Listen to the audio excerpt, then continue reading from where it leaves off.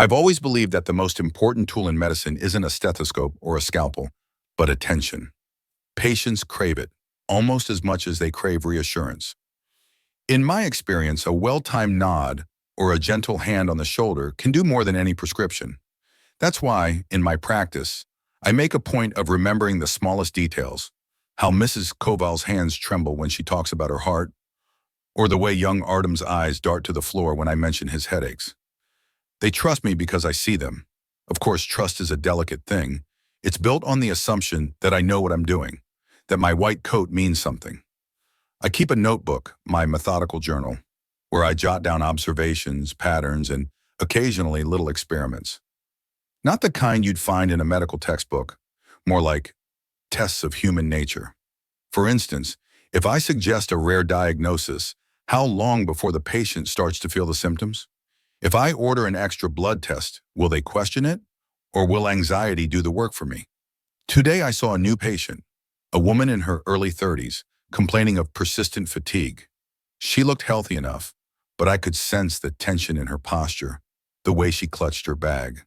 I asked her about her sleep, her diet, her stress levels. She answered dutifully, eager to please. I told her I'd like to run a few routine tests. Nothing to worry about, just to be thorough. She nodded, relief flooding her face. I wrote in my journal, subject responds well to authority, mild hypochondria suspected, will escalate with ambiguous results. It's fascinating, really, how easily people surrender their certainty. A single raised eyebrow, a pause before delivering test results, and suddenly their world tilts. I don't do this out of malice. I'm simply curious. How far can you push before someone breaks? How much ambiguity can a person tolerate before they start to unravel? Sometimes I wonder if anyone suspects. The clinic is small, the staff distracted. I keep my records meticulous, my manner impeccable. If anything, I'm known for being thorough, perhaps a little too thorough, but no one complains. Patients leave my office clutching their new prescriptions, their referrals, their lists of things to avoid. They thank me for my care. I watch them go, already thinking about what I'll try next. There's a certain satisfaction in the routine. The morning coffee, the crisp white coat, the shuffle of files. I greet the receptionist with a smile, ask about her children, and she beams at me like I'm a minor celebrity. No one ever questions my credentials. The diploma on my wall is convincing enough. The signature a little shaky, but who really looks that closely? In this neighborhood, people want answers, not paperwork. My journal is filling up with case studies. I've started categorizing patients by their suggestibility. Some are easy, give them a complicated Latin term, and they'll Google it into a full-blown crisis by nightfall. Others require more finesse. Take Mr. Hertsenko, for example. He's stoic, skeptical, the kind who prides himself on never missing a day of work. I told him his blood pressure was borderline concerning. He laughed it off, but I saw the way his hand lingered on his chest as he left. Next time, I'll mention a new obscure syndrome, something with vague symptoms. I'm curious how long it will take before he starts to notice them. I've learned to speak in probabilities, not certainties. It's probably nothing, but let's keep an eye on it. Most people your age are fine, but there are exceptions. The trick is to plant a seed of doubt, then water it just enough. They come back, every time, desperate for reassurance. I give them more tests, more advice, more reasons to worry. It's a feedback loop, and I'm the only one who knows the pattern. Sometimes I change a prescription just to see if they notice. Most don't. They trust the process, trust me. I've even started inventing new dietary restrictions. No tomatoes for Mrs. Koval, no dairy for Artem. They follow my instructions religiously, reporting back on every minor change in their condition. I record it all, noting which suggestions take root and which are ignored. There's a kind of artistry to it, a dance between authority and vulnerability. I never push too hard. If a patient seems on the verge of panic, I dial it back, offer a reassuring smile, a promise that we're just being cautious. But I always leave a little uncertainty, a question mark at the end of every sentence. It's amazing how much people will endure for the illusion of control. Today, the woman with fatigue called the clinic 3 times before noon, asking if her results were in. I told the nurse to tell her we needed to repeat one of the tests, just to be sure. She sounded grateful, almost relieved. I wrote in my journal, subject escalating, Next step, introduce possibility of autoimmune disorder. I've started to notice patterns in how fear manifests. Some patients become obsessive, calling daily, tracking every twinge and ache. Others withdraw, growing quiet and compliant, as if hoping that obedience will ward off bad news. I find both reactions instructive. The real experiment isn't in the body, but in the mind. How much uncertainty can a person metabolize before it becomes toxic? There's a certain thrill in the small manipulations. I once told a patient that her vitamin D was slightly below optimal. A meaningless phrase, really. But she latched onto it. Within a week, she'd bought 3 different supplements and started sunbathing in her backyard, despite the November chill. I watched her transformation with interest, noting how quickly a suggestion could become a compulsion. The staff trusts me too. The nurse, Olena, sometimes asks for my opinion on her own health. She confides in me about her mother's arthritis, her son's allergies. I offer advice, always careful to sound measured and wise. It's almost too easy. No one ever asks where I studied or why I never attend conferences. They're grateful for my presence, my calm authority. I suppose I should feel guilty, but I don't. I'm providing a service of sorts. People want to be seen, to be guided. I give them that. Last week, I altered a lab report before handing it to a patient. Just a small change, elevated liver enzymes, nothing dramatic. I wanted to see how she'd react. She grew pale, her hands shaking as she asked what it meant. I told her it was probably nothing, but we'd need to monitor it closely. She left the office clutching the paper, her world suddenly smaller and more fragile. I wrote, subject highly responsive to suggestion.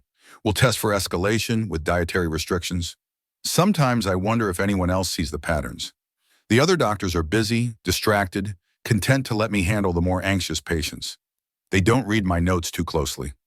The clinic manager is happy as long as the appointments are full and the bills are paid. I'm invisible, in plain sight. Today, the woman with fatigue returned. She looked worse, dark circles under her eyes, her voice thin and brittle. She asked if I thought it could be something serious. I paused, let the silence stretch, then said, it's too soon to say. There are some rare conditions we should rule out. Her eyes widened, fear blooming. I felt a flicker of satisfaction. I wrote, subject nearing breaking point. Next, refer to specialist, observe response. The referral is a formality, of course. I know the specialist will find nothing conclusive, just more ambiguity, more questions. That's the beauty of medicine. So much of it is interpretation, educated guessing dressed up as certainty. I watch my patient leave, clutching the referral slip like a lifeline, and I wonder how long it will take before she returns, desperate for answers only I can provide. In the evenings, I review my notes, refining my methods. I've started to experiment with language, how a single word can shift a patient's entire perception of their health. Unusual, atypical, concerning, each one a carefully placed stone in the path of their anxiety. I document everything, the way their posture changes, the tremor in their voice, the frantic messages left on the clinic's answering machine. It's not about cruelty. It's about observation, about understanding the limits of human resilience. Sometimes I catch my reflection in the clinic's glass door as I lock up for the night. The white coat, the calm expression, the practiced smile. I look every bit the caring professional. No one would suspect what I'm really doing, what I'm really interested in. The city lights flicker in the distance, and I feel a quiet satisfaction. I am, in my own way, a scientist.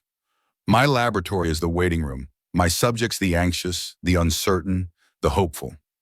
But lately there's been a shift. The woman with fatigue, her name is Katerina, has started to ask more questions. She requested copies of her test results, wanted to know the names of the specialists I was referring her to. She's more alert now, less trusting. I sense the experiment is reaching its natural conclusion. I make a note. Subject demonstrating increased suspicion. Monitor for escalation. Yesterday, I noticed a police car parked across the street from the clinic. At first, I thought nothing of it. This neighborhood isn't exactly quiet. But then Katerina didn't show up for her follow-up appointment. Instead, 2 officers came in, asking to speak with me. Their questions were polite, almost casual. How long had I been practicing? Where did I study? Could they see my credentials? I smiled, answered calmly, but I could feel the tension rising in my chest. The receptionist watched from her desk, her expression unreadable. I realized with a kind of clinical detachment that the experiment was over. I wrote in my journal for the last time. Subject initiated external intervention. Variables no longer controllable. Outcome pending. They took me to the station without a scene. No handcuffs, just a quiet request to come along. I left my coat on the back of the office chair, the journal tucked in my bag. The waiting room was full, patients glancing up as I passed, some with concern, others with relief. I wondered if any of them would miss me, or if they'd simply find another doctor to trust. At the station, the questions became more pointed. Dates, signatures, medical school records. I answered as best I could, but the details were never my strong suit. They asked about Katerina, about the altered reports, about the unnecessary tests. I watched their faces, noting the subtle shifts, doubt, suspicion, certainty. It was almost fascinating, seeing the process from the other side.